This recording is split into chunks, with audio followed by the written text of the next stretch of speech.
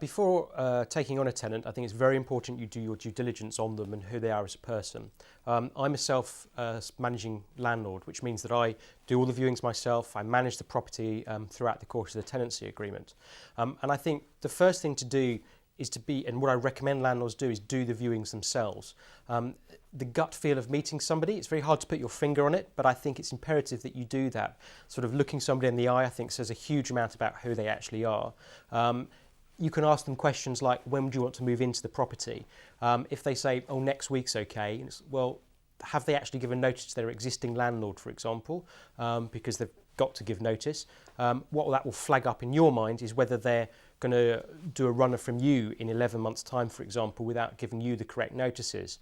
Anecdotally, various things I've heard from colleagues of mine is, what car did they turn up in? Was it full of crisp packets and rubbish in the car? Because it's probably an indication that your property in 12 months' time will look in a similar sort of state. And I think the other thing worth mentioning is you might want to go 2 landlords back for a reference, because if you had a problem tenant and you were asked for a reference, you'd probably give a shining example of how great they've been, because you want them out of your property as quickly as you can. To overcome that, you may want to go 2 back to completely protect yourselves.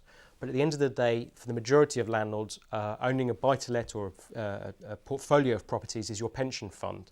It'd be very easy just to take the first person that comes along without doing your checks and end up with a tenant in arrears for 6 months, potentially damaging the property, and you having to sort that mess out with the costs and the effort associated with it. A lot of that pain can be alleviated by physically meeting a tenant and also fully referencing them. There's a lot of other tips that we've got on our blog, which is at upad.co.uk, and on there is a lot of advice and top tips about how you can maximise yields, minimise voids, and ensure you're getting the best possible tenants along. But I think those in a nutshell are my sort of key takeaways that I think would be good for landlords to know.